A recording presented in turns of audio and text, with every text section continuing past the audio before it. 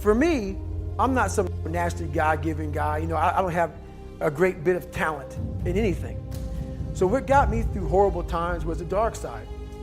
Was I created, my name is David Goggins. I created Goggins. Goggins is the guy that can take anything you put in front of him. You want to break my motherfucking legs? So be it. I have a way of going to a place like I did in that race where all the pain and suffering that they put on top of me in Hell Week, I will reverse that pain and suffering and I will take your soul. So every instructor that put me through BUD/S, my job, what drove me was I wanted you to go home that night after you beat the living shit out of me and I smiled in your face. I wanted you to feel worse than I did and you were going home to a nice warm bed with your wife or your kids and a nice meal, and I was still out there in the grip, suffering for another 100 hours. I wanted you to think about me knowing that I'm comfortable being very unfucking comfortable. And I want you to think about when you went through fucking Hell Week, how uncomfortable you were and how bad you wanted to quit, knowing I'm not thinking that fucking way. So the dark side is something that I've designed. It's an evil place I can go that very few things can hurt me. I use the hurt you're trying to put on me, I flip it upside down and use it. You trying to use it for kryptonite? No, it's power pillars for me.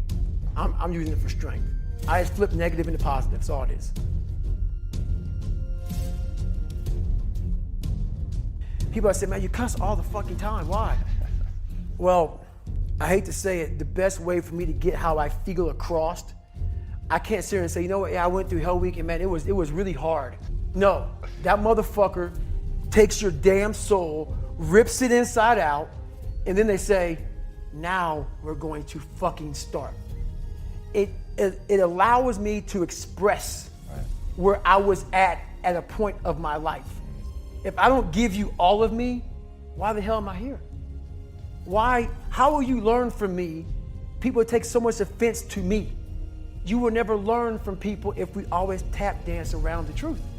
We tap dance around the truth by finding the right words so I don't hurt you because you have thin skin. No, tighten up, people. It's okay. Trust me, it's okay. You might be called nigger one day. It's okay. You might be called some Jewish word or some faggot or gay word. It's okay. Let them call you that. What are you going to do now? They don't own your life. How are you going to control that now? How are you going to flip it upside down and say, Roger that, now I'm going to harness this shit and you'll read about me years from now? How? That's the question. How are you going to do that? Thicken your skin. Become more of a human being. Don't be afraid of the reflection in the mirror because that's all you can be afraid of. Once you overcome the reflection in the mirror, you've done it. The younger generation quits. Not everybody. So I gotta put that. People get their butt hurt. So not everybody. Most of this generation quits the second they get talked to. You did this wrong, or they get yelled at. It's so easy to be great nowadays because everybody else is, most people are weak. This is a softened generation. So if you have any mental toughness, any ability, if you have any fraction of self-discipline, the ability to not want to do it but still do it. When you are on one side of the door and your mind is racing because on the other side of that door, it could be no one. It could be 4 guys with 4 AK-47s. That door you're about to open could be booby-trapped. So once you open it, boom, your legs are gone. So there's 1,000 things you think about when you're the first guy, second guy, third guy, getting ready to go in a room and flood it. And that's why I talk about the warrior mentality. And that's why so many people are lost when I start talking. You have the right. You're lucky that you don't have to think like warriors think. You're very privileged. I chose this world to be a warrior, and I would choose it again if I came back to this world. But the mentality of a warrior is very different than normal mentality. you must be that person on that door, get ready to open it, thinking to yourself, if I die, so be it. The only way you can go in that door is knowing there's a great chance you're gonna die. Like being a SEAL, you train with live ammo. You jump out of an airplane, everything you do, you could die. So to be a warrior, why people don't understand me, I'm glad you don't understand me. Merry Christmas, good on you. Because being a warrior takes a whole different mindset. A whole different mindset to know that there's a great chance I may not be in the military. Like I was in for 21 years. I'm lucky. I'm very lucky that I'm alive, able to talk to you, able to still run. But when you sign up on that dotted line to be like a SEAL, your mentality changes. I may not live. You gotta accept that. And that's the mentality you have. And that's what makes you a warrior. If you're scared to die, you're a bad warrior.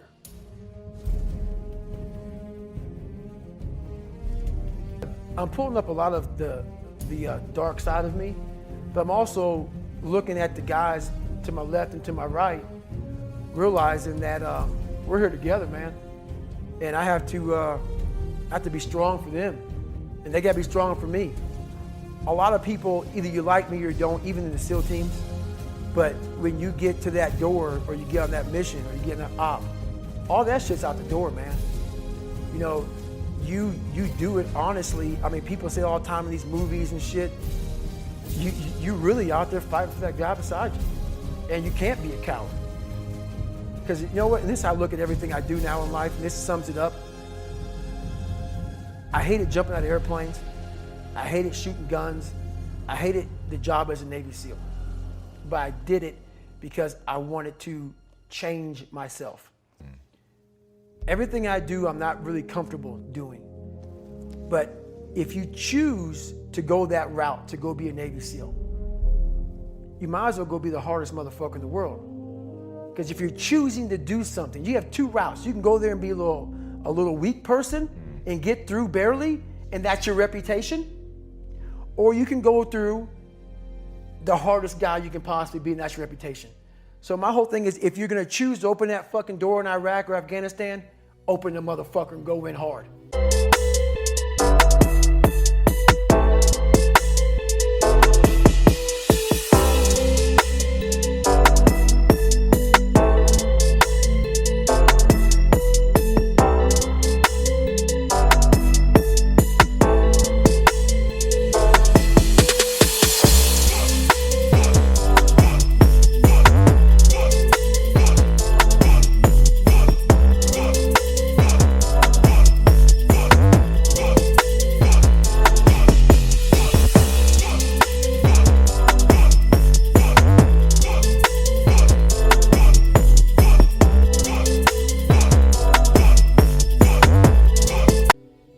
Because they're gonna remember you by slowly opening it and peeking in.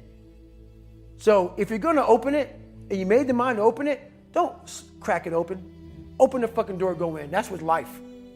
If you're choosing to do something, attack it. Because they're gonna remember you as not attacking it. So I want to be remembered. You can hate me, but there's one thing you can't say about me. I didn't attack it. Still works for me in life as far as attacking things, because no matter what I want to, no matter what avenue I choose, I want to be the very best. And the very best may not be I'm number one. The very best is, did I leave everything inside of me out there? So attacking is not like, oh, I want to win this or win that or be the best.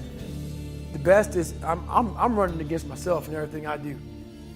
And that's what I attack. I attack myself. I'm always questioning myself.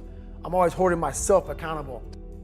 The biggest amount of fear that I felt was absolutely without question when I was on my last deployment to Ramadi, and the feeling that you have, especially when you're in a leadership position, is you're afraid that something's gonna happen to one of your guys. One of your guys is gonna get wounded or killed.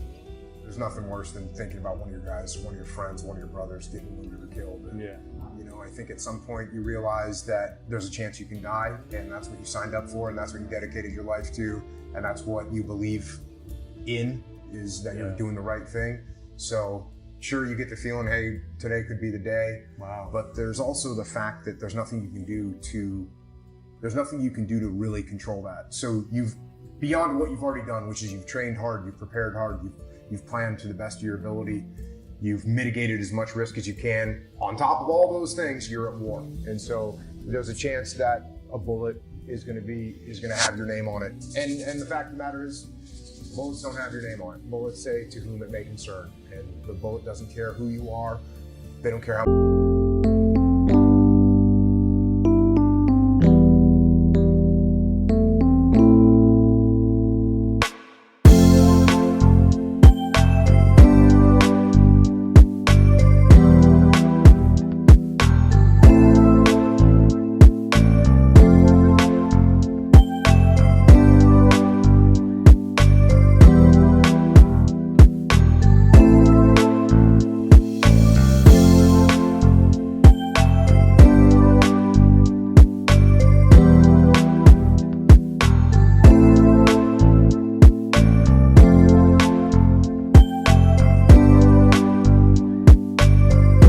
training you've had. They don't care how well prepared you are.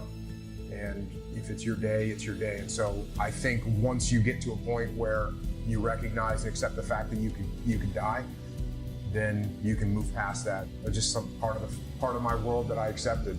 You know, you might die. I mean, you played football. You must realize that you could get injured, right? Sure. And break your neck or you can't be out there being worried about that.